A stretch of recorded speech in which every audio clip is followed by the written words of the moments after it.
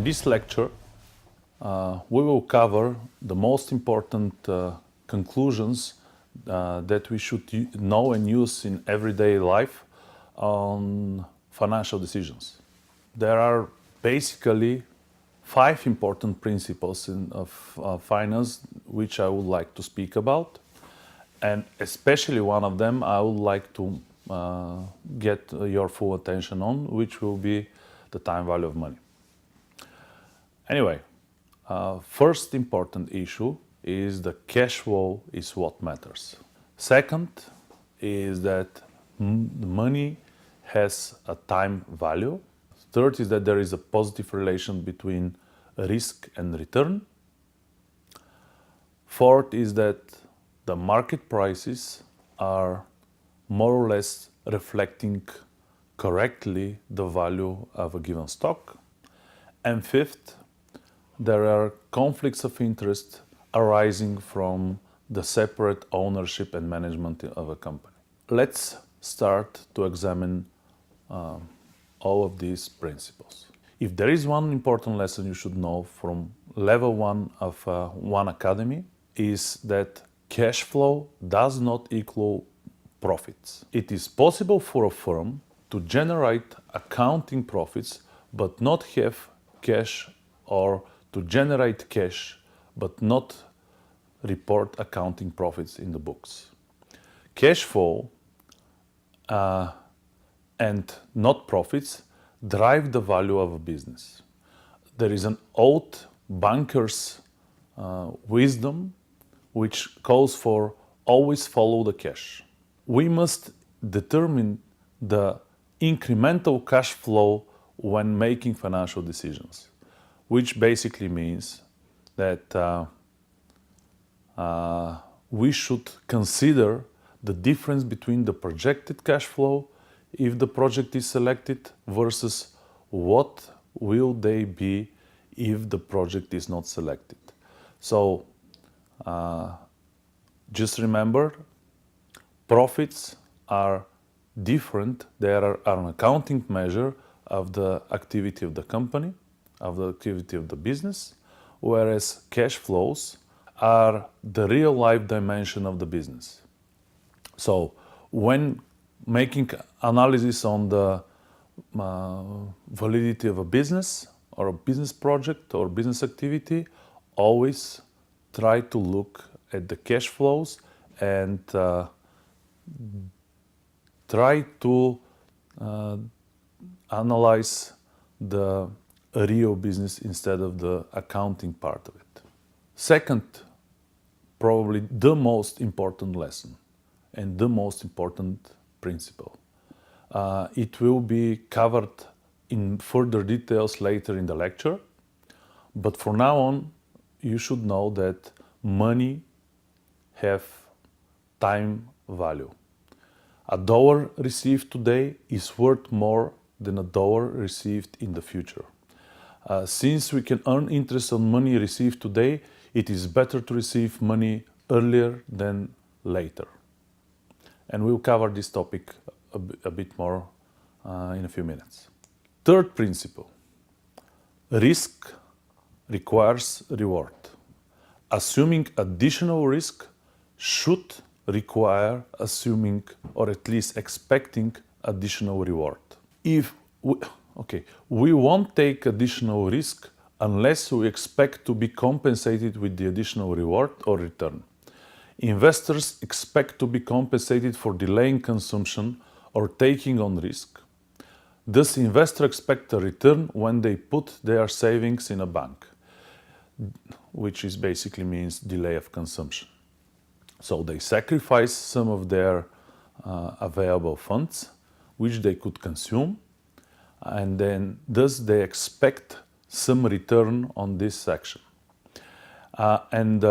Investors expect to earn a higher rate of return on stocks relative to bank savings accounts because stocks, as we already said, are assuming more risk than a bank account.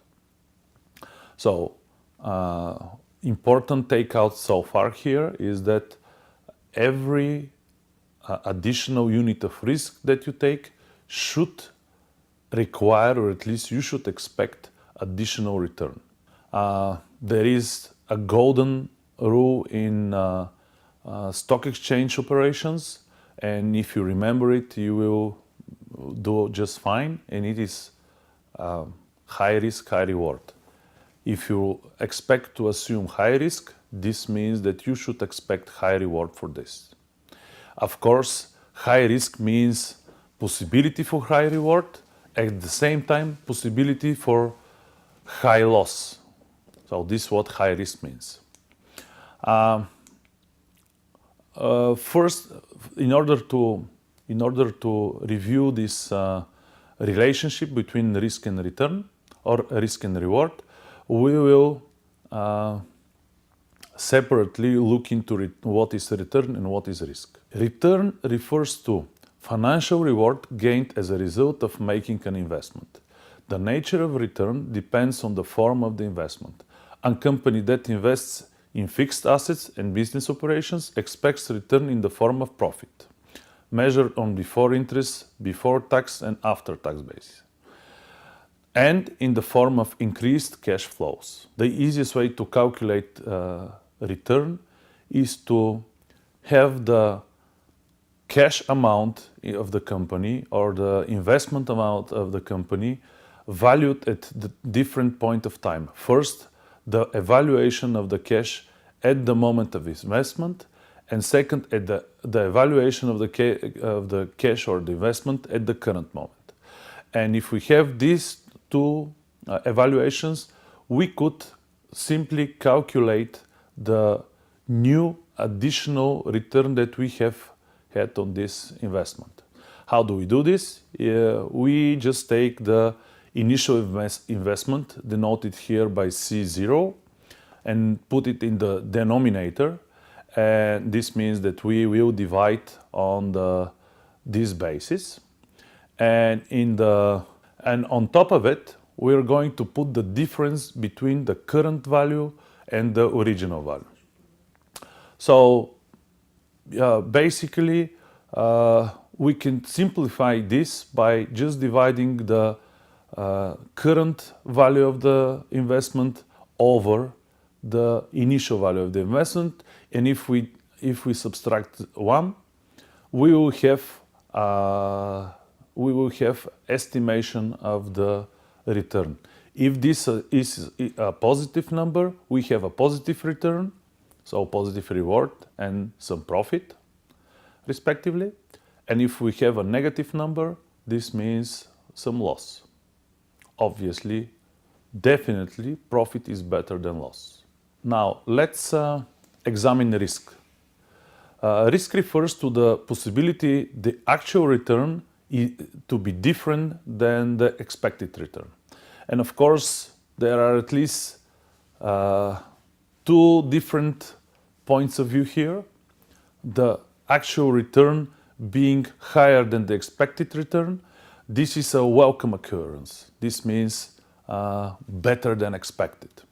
And it might be the case that the actual return is lower than expected return. This is a worse occurrence, worse than expected. In both cases, we might encounter high risk or low risk. So let me explain and now elaborate on risk. Although in the coming levels of One Academy, we will cover the topics of risk extensively. So there are two views on risk, the traditional view and the modern view. The traditional view states that risk is defined by the difference between actual and expected, which basically means if we have high difference in the positive direction, in the direction of profit, is as equally risky as having the same high difference in low direction, in the direction of losses. And the new view on the modern view of defining risk is only looking at the negative consequences. So we are only defining risk as a negative difference between expected and actual return. Investors, companies, financial managers are more likely to be concerned with possibility that actual return is less than expected return. And investors, companies demand higher expected return. Possibility of actual return being different from expected return increases. So it is a permanent struggle for wanting more return at the same time being afraid of taking more risks. Okay, now that we have covered the risk, we have covered the definition of risk, I have a small test for you. On this chart, there are two graphics of two different investment securities. So take a moment, look at it, and think about which of the two securities is more risky. The one painted in black or the one painted in blue. Obviously, the one line that denotes sharper differences from one period to next period is the one that exemplifies higher possibility of difference between the expected and the actual return. So out of both cases, we have the black line showing the lower risk investment, whereas the blue line shows the higher risk investment. Also, we can see that if we time our investment right, we could earn considerably more on the blue line. So if we buy if we have bought the security at one of its lower points and we have sold it at one of its higher points, we could have made a huge difference. Whereas in the black, for the black instrument, we have smaller differences for longer periods. Fourth principle, it is stating that the market prices evaluate the securities more or less correctly. In an efficient market, the prices of all traded assets, such as stocks and bonds, at any instant of time, fully reflect all available information. Thus, stock prices are a useful indicator of the value of the firm. Prices changes reflect changes in expected future cash flow. Good decision will tend to increase the stock prices and vice versa. So, following the news stream about the companies, following its indicators, and also other stuff and all other news about it, we could use this information to trade on the market. But because everyone does, the market very quickly transformed the new information into a price change. Note that there are inefficiency in the market. There are still inefficiency in the market that may distort the prices. This is especially true for short-term periods. Principle 5. Conflict of interest calls agency, which means ethics problems. The separation of management and the ownership of a firm creates an agency problem. Managers may make decisions that are not consistent with the goal of maximizing shareholders' wealth. Agency conflict is reduced through monitoring, for example, annual reports, compensation schemes for the managers, for example, using stock options as payment method, so that the managers are interested in maximizing shareholders' value because they are shareholders as well.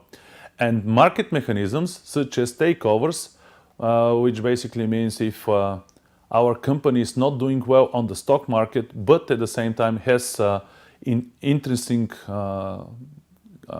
balance value, our company is becoming a target of takeovers. So, the most important concept in finance is the time value of money. It refers to the fact that the value of money changes over time. And it could be explained very easy, taking a very plain example. Imagine that you are depositing in a bank $100 today, and you deposit it for 1 year. And then after a year has passed, you go to the bank and you expect that they return your $100 to you, but also you expect that there is something additional paid on top of it. This additional thing is called interest rate, and it is paid to you because it compensates the fact that you could not use or consume your $100 for the 1 year period. So it is only natural that you give $100 to the bank, and after a year you receive back $100+. So, for example, if the interest rate was 5%, after 1 year you receive $105. And this is a fairly straightforward notion. It is the idea that if you sacrifice some of your flexibility and give your financial funding to somebody else, you expect that after a while you should be compensated. The future value is as follows. A valuation of $100 today, after 1 year, should be 100 plus something. When we're speaking about future value, this is the very simple formula for calculating it. It is the value of cash flow after several periods of compounding. So let me explain the formula. First of all, FV obviously corresponds to future value. FV equals C0. C0 means cash at the moment now. So whatever we have had in the beginning of the period is here at the C0. For example, $100. And then we multiply this with the so-called interest rate factor or interest factor. The interest factor, if we look between the brackets, is basically taking 1, which corresponds to the amount we have today, and it is summed up with the R, which corresponds to the additional interest rate that we should receive. Expression in the bracket is to the power of n, where n is the number of periods which this investment is compounded. So, for example, if we leave this deposit for 2 years, it will be compounded once after year number 1, and at the end we will have $105, for example, and then we should compound or accumulate the interest rate over the $105 instead of just $100. So this is why we have a power to the n. N corresponds to the number of periods. So basically this is how we calculate future value of funding gone through compounding of interest rate. Correspondingly, we could, of course, solve a case here. Let's assume that John places $800 in savings account paying 6% interest, compounded annually. He wants to know how much money will be in the account at the end of 5 years. So we have very simple, fairly straightforward computation here. $800 times 1 plus 0.006, so it is 6% is 0.006 to the power of 5. And if we compute it, we will get the answer of $1,070.58. And this is the future value of the $800 we have today with this compounding. The other idea, the so-called present value, is somewhat opposite to thinking when we're describing the future value. So if we have an expected cash flow after 1 year, let's say $100, and we have at the same time in our pocket currently right now $100 in our pocket, in our possession, and if we compare the both cash flows, we will see very easily that the dollars that are currently in our pocket are disposable to us and are more useful and thus more valuable. So basically discounting is done whenever we would like to analyze how much an income that we expect to receive after a given interest of time should be estimated at the moment now. And obviously what would happen is that if we're expecting an income after a year, an income of $100, these $100, since we cannot consume them right away, are valuable less than 100 as of today. So this is the present value of a future cash flow. So now let's check the formula. Present value, PV, is equal to the cash at the end N period, and it is multiplied by the so-called discount factor. The discount factor is on the right. It is 1 over the denominator, which denominator looks very familiar because this is exactly in the denominator we have exactly what we had in the future value, which is the interest factor. And so if we make this example, let's assume that Pamela wishes to find the present value of $1,700 that she would receive in 8 years. Pam's opportunity cost, which means alternative possibilities for earnings, is equal to 8%. And if we make the calculations using the mentioned formula, we will reach to the conclusion that Pam's $1,700 after 8 years should be evaluated at about $918 currently today. So what Pam now knows is if she has $1,700 as of now in her pocket, how do they relate to the future value of $1,700? I will try to sum up here with the present value. Present value is the current dollar value of a future amount, the amount of money that would have to be invested today at a given interest rate over a specified period equal to the future amount.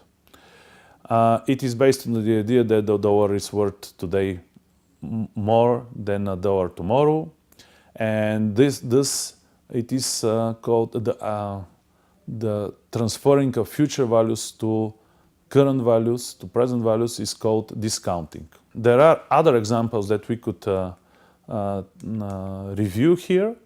I'm going to show you the connection between compounding and discounting here on this chart.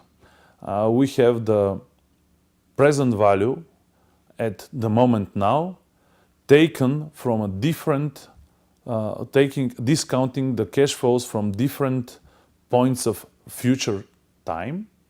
Let's say we are discounting $3,000 from year one, $5,000 from year two, and so on. And we will arrive at the number of which corresponds to the present value of this project. And the same goes if we are trying to compute the future value of all these cash flows, the future value as of the year 5. And we can see that compounding brings us increase in value because it is more and more time passes and more cash flows are being put through interest rate. So as a general, what we have as a connection of present value and future value, you should remember one thing. They both represent the same idea. The value of money changes over time, and the dollar today is more valuable than dollar tomorrow. It is the same analysis, but for different points in time. Future value calculates the value received at a future point of time, whereas present value calculates the value estimated at the current moment. So what did we do so far in our final lecture? We had reviewed the main principles in finance. First of all, cash flow matters the most, referring to the fact that we should watch after the real cash flow instead of accounting profits. Second of all, money has a time value and it changes over time, and $1 today is worth more than $1 tomorrow. And future value, of course, means that if we lend somebody money, we should expect increase of the return value, increase of value of the return money. We should expect compensation for this lending. We now know the notion that risk requires return, which basically means that assuming more risk requires more return. At least we should expect more return. We know the notion that markets are generally evaluating the prices of the securities more or less correctly. And we now know that there are conflicts between management and owners of a corporation emerging from the fact that managers do not always think that they should maximize shareholders' value. And of course, there are some measures to be taken in the other direction. Basically, this concludes our lecture and the final lecture of the level 1 of One Academy. I would like to remind you what we were speaking in this level. We were speaking about introduction to and fundamentals of finance. After that, we were speaking about money and monetary systems. After that, we were speaking on the importance and the role of corporate finance. After that, we spoke about the financial markets as an important allocator of resources. And finally, we spoke about the important financial principles. This was it for now. and I'm expecting you in the next level. Take care.